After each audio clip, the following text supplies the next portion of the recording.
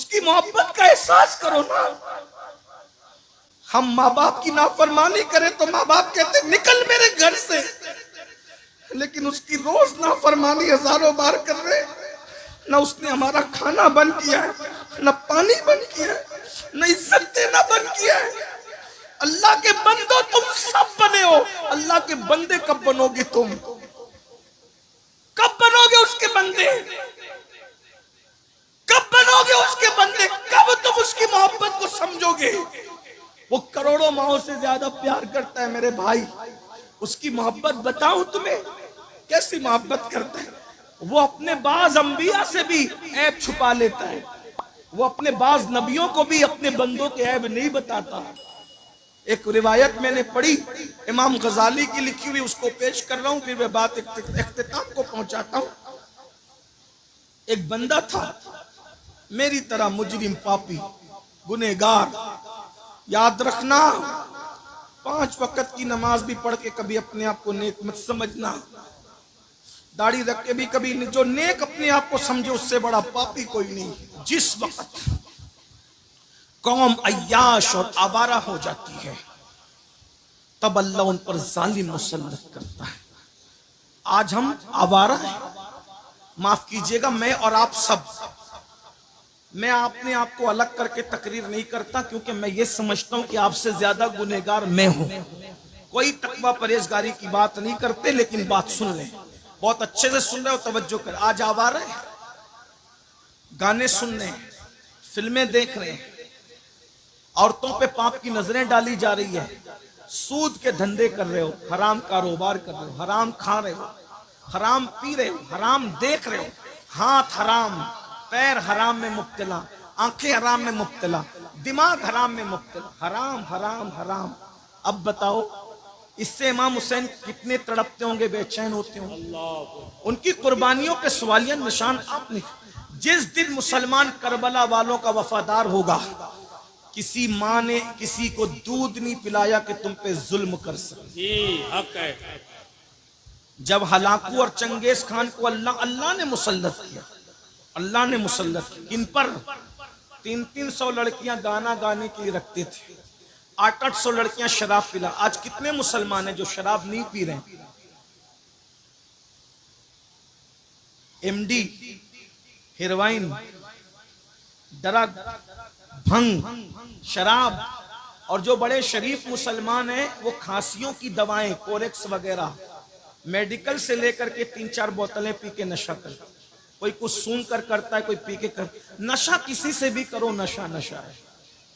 बहुत परहेजगार अपने आप को लोगों के दरमियान साबित करके निजात नहीं पा सकते। अल्लाह सबको जानता है बेशक। बल्कि आजकल तो हुक्का, नौजवानों में जो हुक्का चला है, नौजवानों के हुक्के की बात करें, फ्लेवर वाला हुक्का, उस हुक्के को बहाना बनाकर उसमें नशे की चीजें डाल करके नौजवान लड़के नशा कर रहे हैं। ये बुजुर्गों का जो हुक्का है, मैं उस पर कोई बात नहीं कर रहा हूं, नौजवान छोकरों की बात कर रहा हूं। हुक्के में नशे की चीजें डाल के नशा कर रहे हैं, और ये नशा तुम्हें बर्बाद कर रहा है। लड़कियां तक हुक्का पी रही हैं, हैरत की बात है। एक दौर वो था कि मुसलमानों की बेटियां चाय पीने के लिए डरती थी। हालांकि चाय कोई हराम नहीं है, हमारी बेटियां चाय पीने में शर्माती थी, हमारी बेटियां किसी के सामने खाना खाने में शर्माती थी। आज भी कुछ घर की औरतें ऐसी हैं जो शौहरों के सामने खाना नहीं खाती, उन्हें शर्म आती है, शौहर के सामने कैसे खाऊं, देवर के सामने कैसे खाऊं। कुछ औरतें ऐसी है, बूढ़ी हो गई, 90 साल की उम्र को पहुंच गई, मैंने ऐसी औरतों को देखा है कि दामाद के सामने सास ने कभी खाना खाने की हिम्मत नहीं की कि मेरा दामाद बैठा। ये हया का मामला था। और आज हमारी बेटियां होटलों में अपने मंगीतर के साथ जाकर के हुक्का पी रही। ये हंसने की बात नहीं, ये हमारा दुख है। क्या नाम लेंगे लोग मुसलमानों की वो बेटियां जो कभी कौम की आबरू समझी जाती थी, आज उनका ये हाल हो गया। जिस कौम के अंदर सैयदा फातिमा का किरदार ये है कि उनके सर के दुपट्टे को कभी चांद और सूरज ने नहीं देखा, आज हमारी बेटियां मंगीतरों के साथ घूमे, बाप के कान पे जू ना रेंगे, माँ की हया को कभी गैरत ना आए। जो कौम इतनी बेगैरत हो जाए फिर उन पर जालिम मुसल्लत होंगे। और ऐसे जालिम आका फरमाते जब तुम्हारी अय्याशियों पे अल्लाह जालिम मुसल्लत करेगा तो तुम्हारे नेकों की दुआ भी अल्लाह कबूल नहीं करेगा।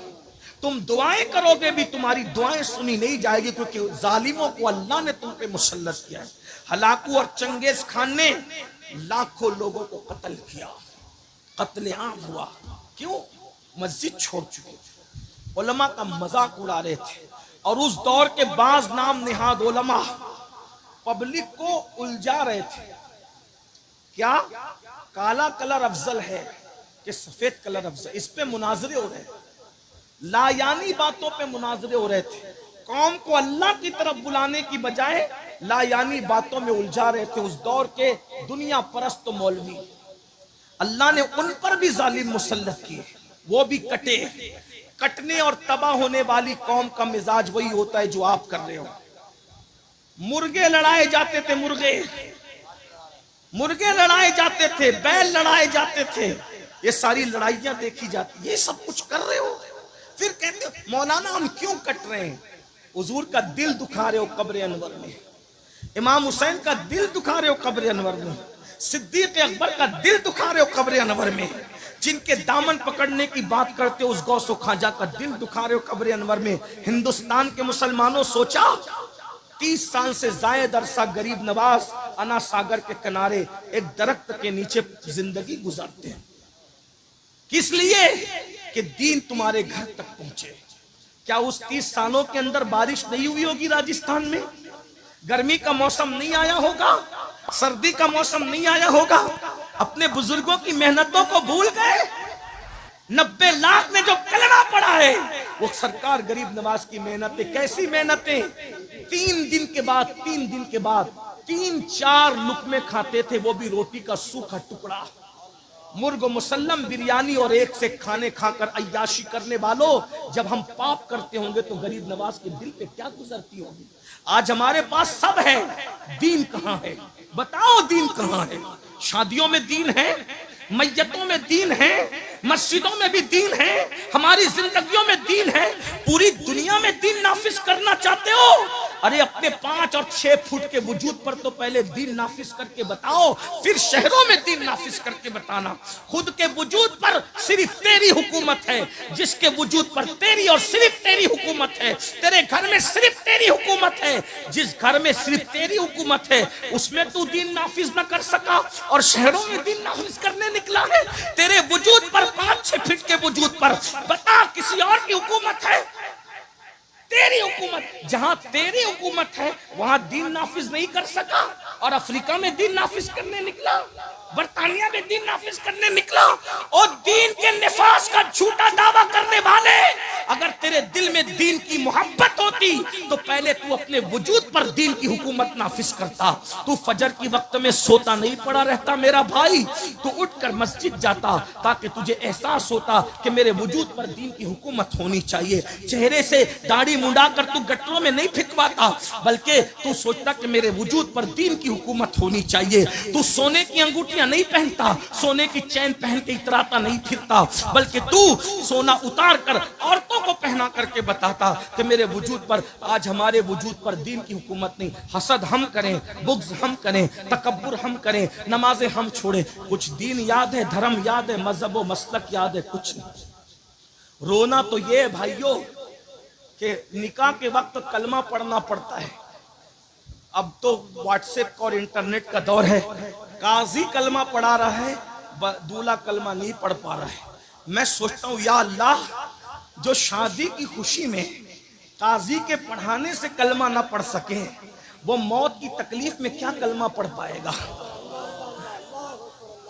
बगैर कलमा पढ़ते मरोगे, बगैर कलमा पढ़ते मरोगे तो कहां जाओगे? इंटरनेट देखते देखते सोते हो और उठते हो तो व्हाट्सएप की फिक्र में उठते हो। क्या होगा? मरना है भाइयों, मरना है। ये जलसे लतीफे के लिए नहीं है, ये जलसे पब्लिक दिखाने के लिए नहीं है, ये जलसे हंसाने के लिए नहीं है, ये जलसे स्टेज पर झगड़ा करने के लिए नहीं है, ये जलसे तो मकसद याद दिलाने के लिए है। दुनिया में क्यों आए थे याद करो, मरोगे, मरना है। रूह का रिश्ता जिस्म से टूट जाना है। मेरी माँ और बहनों की भी तवज्जो चाहता हूँ। मेरी बहनों, तुम्हें भी मौत आएगी। अल्लाह तुम सबको लंबी उम्र दे, तुम्हें भी लंबी, सबको लंबी उम्र दे, लेकिन कितनी भी लंबी उम्र पाओ, मरोगे, कब्र में जाओगे, कब्र में सोना है, कुछ नहीं लेके जाओगे। करोड़ों जमा लो, अरबों जमा लो, खरबों सब छोड़ के जाओ, सब यहीं रह जाएगा।